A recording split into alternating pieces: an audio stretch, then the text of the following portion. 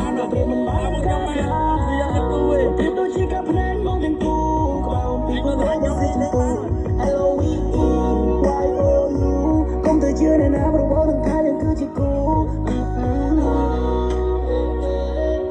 បាទឡើយសូមកូនឡើងកូនល្មមថាគ្នាមុខខ្ញុំមួយមែន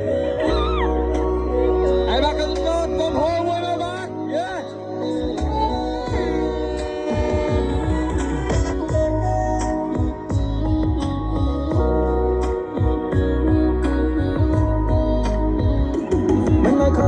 baby រូបបងនឹង treat you right អូនឯងនឹងមិនជឿតែបងនឹងធ្វើឲ្យអូន surprise ថ្ងៃអាពាហ៍ពិពាហ៍យើងខ្លាចជាប្តីប្រពន្ធនឹងគ្នាព្រោះវានឹងខ្លាចតែជាការពិនបើគ្រាន់តែគិតក៏ចិត្តសប្បាយសូមផ្ញើខ្លួននៅផ្ទះមិនស្ងួនធំមកអូននឹងម៉ាំងបងខ្លាចជាដំឡងហើយបាបងខ្លាយទៅជាបានួនល្អងហើយអូនមិនបាញ់ឆ្កងហើយគាត់ពូទៀតឡើយយេយើងសប្បាយបន្តទៀត